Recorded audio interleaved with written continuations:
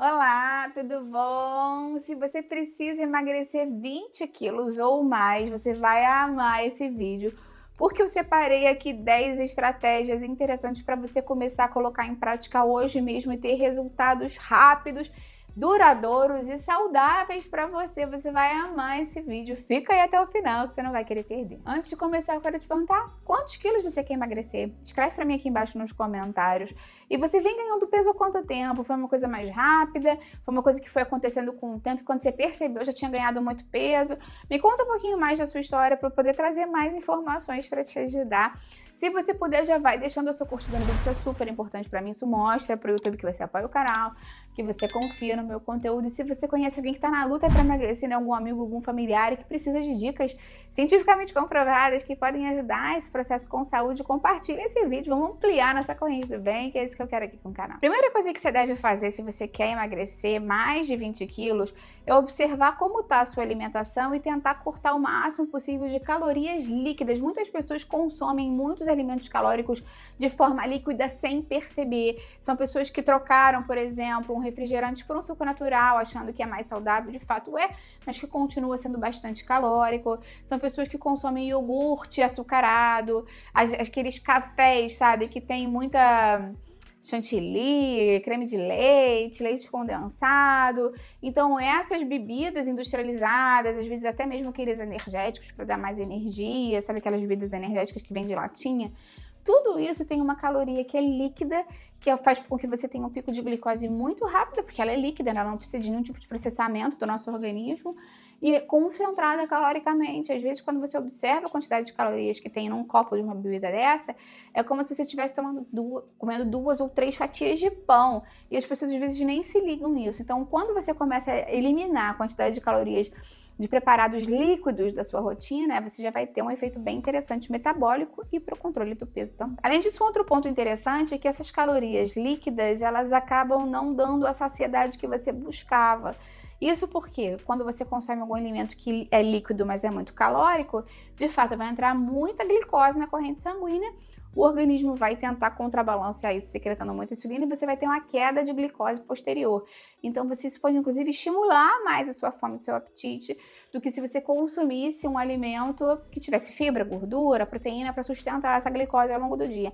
Isso não tem a ver necessariamente com quem tem diabetes, não, ou pré-diabetes. Tem a ver com o processo de emagrecimento mesmo e é uma dica muito importante. Outra coisa que é super importante você observar e tentar consumir mais no dia a dia, porque quando a gente pensa em emagrecer, tem alimentos que a gente tem que aumentar na nossa alimentação mesmo, são os alimentos proteicos. Isso é muito interessante porque a proteína, quando ela é absorvida e metabolizada no nosso organismo, ela aumenta os hormônios da saciedade como o GLP-1. E você sabe que eu tenho vídeos aqui no canal falando sobre como essas canetas emagrecedoras que estimulam essa secreção do GLP-1 no nosso organismo estão na moda hoje em dia, né? Ozempic, Mounjaro. A proteína faz com que a gente aumente esse nosso hormônio que a gente produz também naturalmente. Claro que eu não estou querendo comparar o efeito delas às canetas, mas estou dizendo para você que isso é uma coisa que você pode, você mesmo, estimular no seu organismo consumindo os alimentos corretos. Além disso, a gente sabe que a proteína ajuda a diminuir a velocidade de absorção dos alimentos, o que ajuda a aumentar a saciedade. Ajuda também a melhorar, mais uma vez, essa questão do controle do açúcar do sangue, que você já entendeu que não é importante só para quem vive com diabetes, mas também para prevenir aquela fome fora de hora, que às vezes vem rápido. Ajuda a preservar a massa muscular e aumentar a massa muscular se você também fizer exercício físico. E aumenta também o efeito térmico da digestão, porque ela precisa de mais energia para ser metabolizada. A proteína é um alimento que gasta energia quando ela precisa ser metabolizada para ser absorvida pelo nosso organismo. Então, na prática, isso significa que você vai ter menos fome, menos vontade de beliscar ao longo do dia e vai ter mais controle das suas escolhas alimentares. A proteína dá esse efeito benéfico para a gente. E um erro muito comum que muitas pessoas cometem é concentrar a quantidade de proteína só no almoço e no jantar, né? Então, lembre que o café da manhã, o lanche, a ceia, se você faz essa refeição, são refeições que precisam de proteína também. O ideal é que você fracione a proteína ao longo do dia para manter sempre essa sinalização de saciedade, controle do açúcar do sangue, que vai te ajudar no processo de emagrecimento. Terceira coisa é você sim lembrar dos vegetais. Os vegetais são importantes. Muitas pessoas que estão muito acima do peso às vezes até gostam de vegetais, mas passam a não consumir, passam a consumir mais alimentos industrializados, processados, coisas rápidas, compram lasanha pronta, pizza congelada, empanado de frango do mercado, alimentos mais processados e menos vegetais, alimentos frescos. Quando a gente consome mais desses alimentos frescos, verduras, legumes, frutas, a gente consegue melhorar a nossa microbiota intestinal. Isso é um ponto muito importante. Hoje em dia a gente já sabe do papel da microbiota na perda de peso, na manutenção do peso corporal. E além disso, a gente sabe que as proteínas, essas vitaminas e minerais que estão presentes, né, nos vegetais são muito importantes para o processo de emagrecimento também.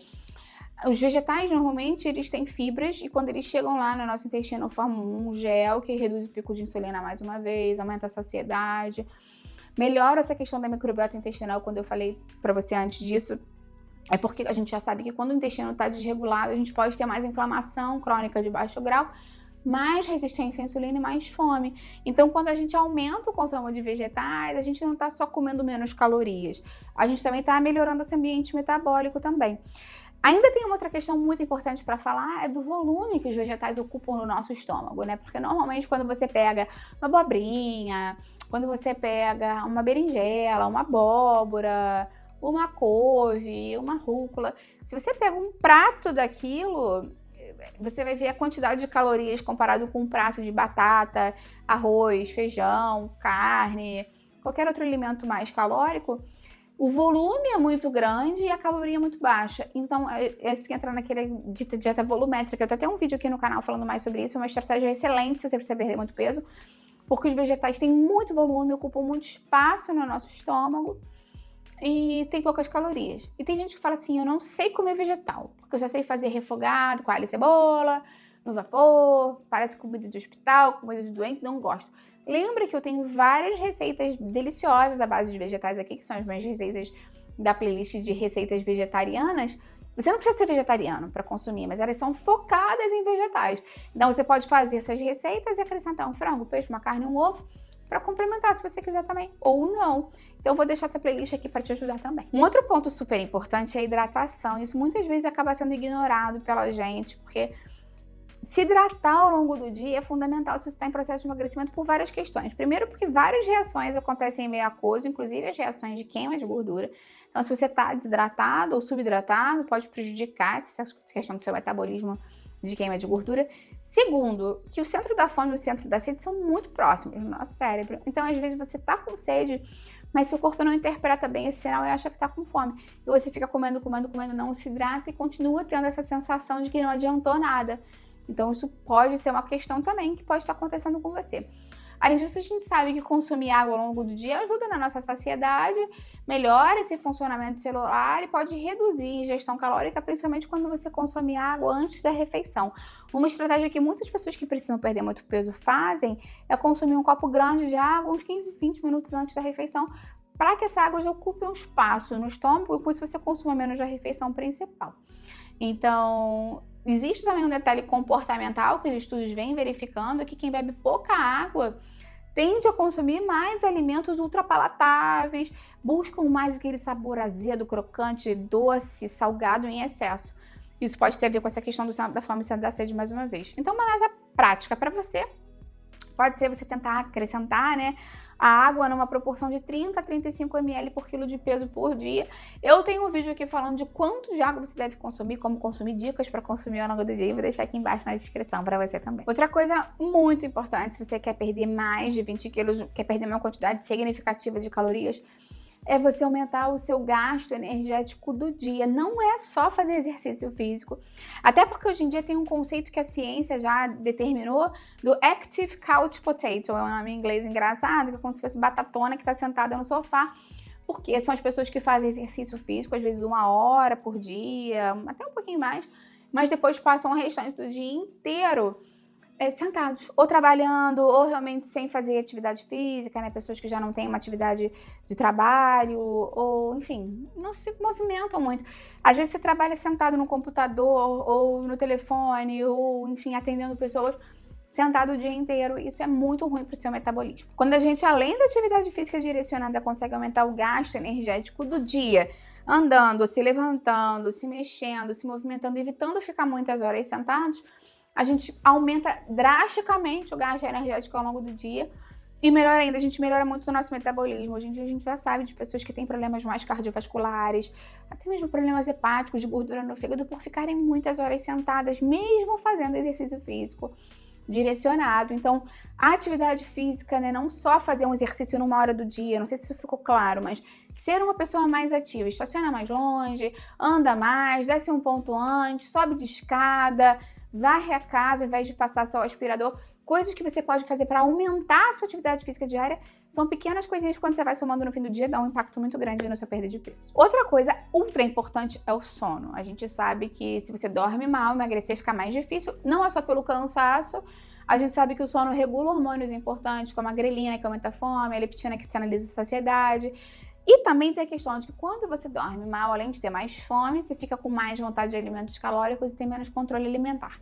Além disso, claro que quando você está com mais sono, você não vai ter disposição para fazer a sua prática de exercícios, você não vai ter disposição, às vezes, para ter saco mesmo, né? Para ficar na cozinha, cozinhando, pensando. Você quer tudo mais tranquilo possível, sem ter que ter muito cuidado ou muito preparo, porque você já tá cansado, já tá estressado. Então, dormir é ultra importante. Eu tenho até uma playlist aqui de como melhorar o seu sono.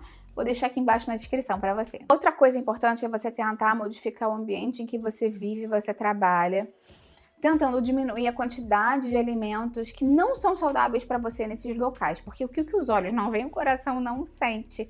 Então, se você tá com fome, mas tem ali à disposição uma batatinha chips, um salgadinho, um chocolatinho, se você tá cansado e tem um nugget, um miojo ali na sua casa, claro que você vai correr para aquilo.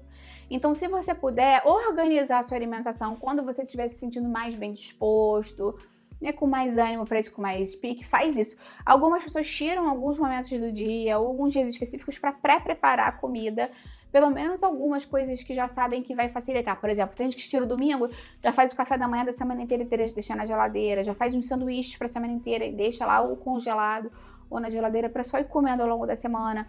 Já pré-prepara a carne, ou o feijão, ou os legumes e deixa em potinhos em porções. Isso pode ser uma estratégia interessante para você.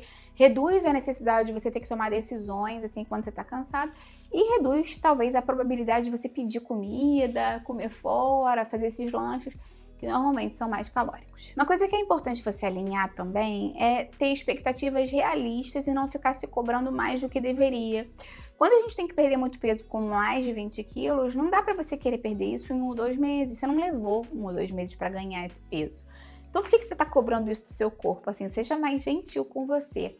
Normalmente, existem pessoas que às vezes até numa primeira semana, segunda, conseguem ter uma perda rápida de peso quando fazem tudo muito certinho, porque tem uma diminuição do glicogênio muscular e com eles junto o excesso de água, desincha bastante. Então pode ter uma perda da balança drástica nas primeiras semanas, mas depois isso tende a ser mais gradual. E tudo bem, o que os estudos indicam normalmente é que o mais saudável para você seja você perder de meio quilo a 1 quilo por semana.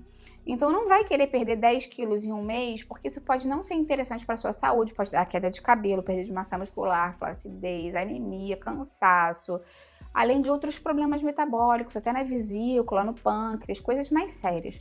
Então, o ideal mesmo é que esse processo de emagrecimento seja sustentável a médio e longo prazo, para que depois também você não tenha aquele efeito rebote, aquele efeito sanfona de que emagrece muito rápido, ganha muito rápido. Então, se você puder botar micrometas para você, por exemplo, eu tenho que perder 20, aí eu vou focar só em 3 primeiro. Cheguei nas 3, agora mais 3, agora mais 2. Para você ir conseguindo ver que você está conseguindo atingir suas metas, e quando a meta é de 20, demora mais tempo, a gente pode se desestimular. Se você está gostando das dicas, eu quero te falar que eu tenho um desafio de 10 dias muito bacana aqui de emagrecimento, que pode te ajudar bastante, em que cada dia você recebe uma orientação diferente. Todo mundo tá adorando e se você se interessar, eu vou deixar o link aqui embaixo na descrição para você dar uma olhadinha. Uma coisa importante também é você lembrar que nem sempre a gente pode se basear no emagrecimento somente no número que tá na balança. Tem semanas que a balança pode até nem se mexer tanto, principalmente se você é mulher e tem as oscilações hormonais, né? De variação pré-menstrual, menstrual, inchaço e tudo mais.